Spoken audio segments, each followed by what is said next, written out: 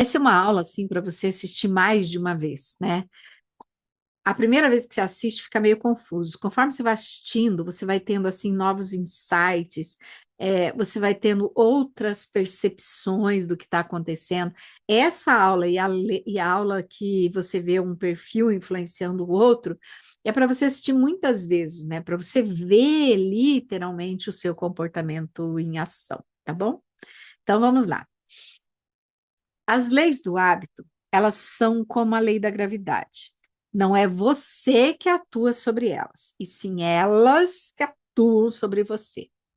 Nós acabamos de estudar as leis do hábito, e você pode não concordar com o aspecto imediatista de algumas leis, como a número 9 e a número 10, e aspectos irracionais, né, de algumas outras leis. Porque hoje em dia nós temos um conceito de plantar antes de colher. Acontece que as leis, né, elas são sobre a perspectiva do nosso cérebro, e ele é um equipamento muito primitivo. Tudo que diz respeito a comportamentos, atitudes, jeito de ser das pessoas, tem a ver com o nosso cérebro. Ele é o órgão envolvido nessas questões. As leis do hábito são baseadas em premissas do seu cérebro, coisas que o seu cérebro presume a priori dentro da sua cabeça na hora de interpretar a realidade. Por isso eu quero explicar o que significa premissa, porque eu vou usar muito essa palavra a partir de agora, então é importante que todos entendam, tá? Premissa é uma ideia maior seguida de uma ideia menor que nos leva a uma única conclusão.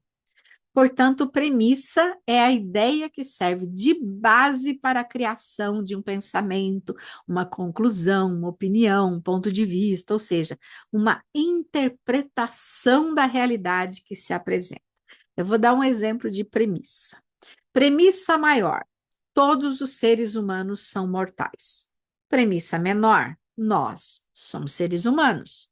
Conclusão: nós somos mortais. Então vamos lá, vou repetir. Todos os seres humanos são mortais. Nós somos seres humanos, logo somos mortais. Não tem como você chegar a outra conclusão. É importante que você entenda isso e que você tenha isso em mente para entender as origens das leis do hábito. Porque as leis do hábito são baseadas em premissas do seu cérebro, coisas que o seu cérebro presume a priori dentro da sua cabeça na hora que ele vai interpretar a realidade. E o nosso cérebro é um cérebro primitivo em um mundo moderno. Durante a maior parte da nossa existência, nós vivemos lá na savana africana, né? Onde tudo ao nosso redor queria nos matar.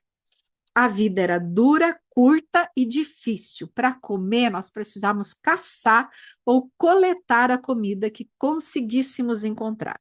E quando a comida acabava num lugar, nós saíamos em busca de um novo lugar. Nós éramos nômades, caçadores e coletores. Portanto, não ficávamos no mesmo lugar por muito tempo. E devido a isso, nós vivíamos em pequenos grupos para ter maior mobilidade, pois vivíamos andando para lá e para cá. Como o ambiente era ameaçador e tudo lá queria nos matar, como era difícil conseguir comida, água, abrigo, como nós vivíamos pouco tempo, a prioridade dos nossos ancestrais era sobreviver, encontrar comida e água para hoje, proteger e alimentar os seus filhos e mantê-los vivos hoje. Por isso, nosso cérebro se adaptou a viver em um ambiente onde o que mais importava era o hoje, era o agora. E isso incutiu uma série de premissas no funcionamento do nosso cérebro. Como, por exemplo, é melhor garantir algo pequeno agora do que esperar por algo maior no futuro, porque o futuro era incerto. Portanto, agora era muito mais relevante. Ditados populares como mais vale um pássaro na mão do que dois voando é uma manifestação de uma inclinação biológica natural do nosso cérebro. Ou seja, é mais vantajoso garantir algo certo agora, por menor que ele seja, do que esperar por algo incerto, ainda que seja muito, muito grande, né? Mas que esteja lá no futuro. E essa é a origem da lei do hábito número 9.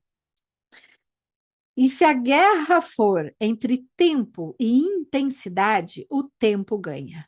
Por melhor ou maior que seja uma recompensa, se ela está lá no futuro, ela vai perder para a menor das recompensas no presente, porque um pouco de comida hoje garante que eu possa estar viva amanhã. Essa é a premissa da lei número 10. E o nosso cérebro se adaptou a isso. Ou seja, o cérebro carrega premissas inconscientes no funcionamento dele, na interpretação da realidade. Eu vou fazer uma analogia para explicar melhor o funcionamento das premissas. Os nossos computadores, ele tem um processador. Ele executa as instruções dadas pelo programa, né, pelos programas instalados no computador. O programa chamado Word não consegue fazer a tabela do Excel. Até consegue, mas não com a mesma perfeição que o Excel. É impossível o processador executar um programa diferente do que está instalado no computador. O mesmo acontece com o nosso cérebro. O nosso cérebro foi configurado durante anos, milhares de anos, por uma realidade extremamente difícil. Por isso, nosso cérebro carrega inclinações biológicas, ou seja, programas que foram instalados durante milhares de anos. Um bom exemplo, né, de como esses programas funcionam até hoje é que quando as pessoas vão num rodízio de comida, elas comem mais do que o normal, comem até passar mal, porque para o nosso cérebro primitivo, esse é o normal.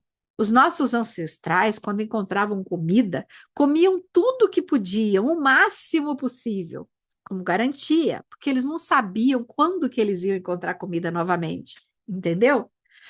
Olha, e podia demorar, tá? Podia não ser tão rápido. Para eles era comum passar muito tempo sem comer, muitos dias sem encontrar comida. Nem sempre eles conseguiam caçar ou encontrar vegetais comestíveis com facilidade. E essa é outra premissa do nosso sistema de recompensa do cérebro. Se tiver comida, come o quanto puder, que amanhã pode não ter. Outra premissa é com relação a quais alimentos são mais prazerosos. Lembra que eu falei, eu ia explicar isso para vocês? Então vamos lá. Para os nossos ancestrais, quanto mais caloria um alimento tivesse, mais esse alimento sustentava e por mais tempo, né? Ele gerava mais energia para você caçar com mais eficiência, ou então mais energia para você fugir, né, dos predadores. Enfim, alimentos calóricos ajudavam a sobreviver de maneira geral por mais tempo. Imagine, né, um ancestral nosso lá na savana africana, 70 mil anos atrás, onde tudo queria nos matar, se ele nascesse com um sistema de recompensa do cérebro e por isso ele tivesse assim um enorme prazer em comer vegetais folhosos. Ou seja, quando ele comia folhas, o sistema de recompensa dele sentia o mesmo prazer que as pessoas sentem quando comem calorias. O que você acha que aconteceria com ele? Bom, uma pessoa, essa pessoa, né, poderia passar a vida inteira comendo só folhas. Afinal, para que se arriscar caçando se ela sentia muito prazer comendo folhas? Mas o que aconteceria com ele? Bom, 70 mil anos atrás, comendo apenas folhas, sem ingerir proteínas e outros nutrientes, ele não teria energia suficiente para carregar os seus filhos nas costas, para buscar água, para fugir de predadores. Em suma, ele simplesmente acabaria morrendo mais cedo. Naquela época, conseguir uma bela refeição calórica, cheia de proteínas e gorduras, era algo difícil, era trabalhoso. Eles precisavam se arriscar caçando, gastando muita energia, exigia esforço para obter esse tipo de refeição. Como era raro, como tinha que se esforçar, os nossos ancestrais tinham que comer vegetais. Era o que restava, já que nem todos os dias eles conseguiam caçar. Então, comer fruta, comer folhas não era não era uma coisa prazerosa, entendeu? Era a única opção que eles tinham. Então eles comiam por falta de opção. Mas para conquistar alimentos mais calóricos, como proteínas e gorduras animais, eles precisavam caçar, literalmente correr atrás. Por isso, a natureza precisou adaptar o nosso cérebro para sentir muito prazer com comidas calóricas. Tantã, entendeu, né? Por que que a gente sente prazer? O cérebro ele foi adaptado, né? A recompensa que o cérebro sente quando ele come comida calórica é muito maior do que quando ele come vegetal, porque o vegetal era o que tinha mais disponível. Olha só que interessante. Coisas calóricas eram raras. Eles tinham que se esforçar para conseguir. Portanto, eles precisavam de um incentivo a mais, né? Eles precisavam sentir prazer. Por isso que coisas calóricas costumam ser sinônimo de prazer e sabor para o sistema de recompensa do nosso cérebro. As coisas que são prazerosas para nós hoje, ou seja, as coisas que são recompensadoras para o cérebro, que ativam o sistema de recompensa, são as coisas que os nossos ancestrais precisavam correr atrás, se esforçar para conseguir. Por isso que hoje em dia, se alimentar de forma saudável, ingerir fruta, legume, verdura, ou seja, comer vegetais, grãos, folhas, é menos atraente para o nosso cérebro primitivo, porque além de ser a única opção dos nossos ancestrais, eles nem precisavam de muito esforço para comer isso. Então, o cérebro não se adaptou, ele não ativou um sistema de recompensa prazeroso para o nosso cérebro. O mesmo acontece com atividade física. Olha, porque a atividade física para os nossos ancestrais era uma obrigação. Eles viviam fugindo de predadores, andando para lá e para cá, carregando as suas coisas e os seus filhos nas costas. Para eles, ser fisicamente ativo era uma premissa básica para sobreviver. Antigamente, simplesmente não existia a possibilidade de sedentarismo. Se você ficasse lá muito tempo sentado debaixo de uma árvore, você podia virar a caça de algum outro animal. Então, como ser fisicamente ativo era uma necessidade e não uma escolha, é menos recompensador para o nosso cérebro. Não tem por que você ter prazer com isso, porque isso é uma necessidade sua, entendeu? O prazer é para você, é para te fazer correr atrás de algo que você escolhe fazer. Porque se você precisa fazer por uma questão de sobrevivência, você vai fazer, mesmo sem sentir prazer, entendeu? A atividade física hoje, ela é uma opção. Antigamente não era. Então, hoje é muito difícil se habituar à atividade física, simplesmente porque os nossos ancestrais tinham que se exercitar e ponto. Eles não eram sedentários, né? Eles tinham que todo dia carregar literalmente o acampamento deles nas costas. Eles tinham que andar para conseguir comida, eles nem sabiam por quanto tempo eles iam ter que andar carregando peso. Então, isso, o sistema do nosso cérebro não sente prazer com isso. Eles não tinham a opção de não se exercitar. E por isso o nosso sistema de recompensa se ajustou a isso. E ele não sente prazer com atividade física. Eu estou dizendo assim, genericamente, tá? Eu sei que tem muita gente que gosta muito de atividade física. Eu olho para a recompensa de saúde, então eu acabo gostando muito também da academia, mas não é pelos mesmos motivos do meu cérebro primitivo, entendeu? E olha que interessante. O prazer sexual, aliás, faz parte de um princípio semelhante. Imagine que o orgasmo, por exemplo, provocasse a mesma dor de uma cólica menstrual muito forte, ou então a dor que você sente num parto normal. Imagine que o orgasmo provocasse isso. Você acha que o número de bebês humanos ia aumentar ou diminuir? Ia diminuir, é claro, né? Quem que ia fazer uma coisa sentindo tanta dor, né? Isso poderia, inclusive, colocar nossa espécie em risco. Portanto, veja que é bastante compreensível que a relação sexual seja prazerosa, porque é o sexo que nos permite reproduzir e mandar, né, os nossos genes para frente. Aliás, alimentação e sexualidade são dois dos princípios mais básicos da nossa sobrevivência e perpetuação da nossa espécie. Não é à toa que grande parte dos nossos prazeres estão direta ou indiretamente ligada a essas duas áreas. Para pensar o quanto do que nós fazemos está direto ou indiretamente ligado com reprodução e alimentação, né? Enfim, o sistema de recompensa do nosso cérebro faz parte dessas premissas. Por isso, os hábitos estão diretamente ligados a essas premissas. Lembre-se sempre que o hábito ele tem tudo a ver com a recompensa, com o sistema de recompensa do nosso cérebro. Outra premissa importante é validação social. Pensa um pouco. Era fundamental para os nossos ancestrais, né? Eles viviam em tribos muito pequenas e todo mundo se conhecia. Então, era muito importante fazer coisas que a tribo aprovava. Para quê? Para ter aliados, para ninguém te passar a perna, para te ajudar, né? Para ajudar você a carregar suas coisas se você precisasse, de repente você podia ficar doente, entende? Então, a união entre a tribo, ela significava sobrevivência. Por isso que a validação social hoje em dia, ela é tão recompensadora.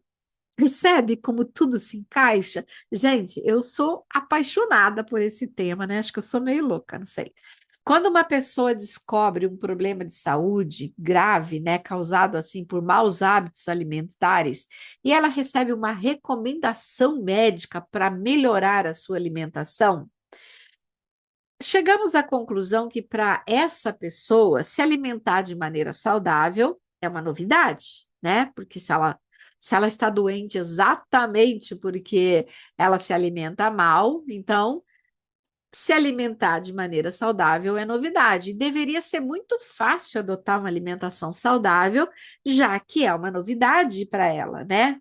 E ainda por cima, a recompensa é intensa, é a sua saúde, talvez até a sua vida. Olha que interessante. Embora devesse, nesse caso, adotar hábitos saudáveis pode não ser tão fácil, apesar de ser uma novidade. Não é isso que acontece.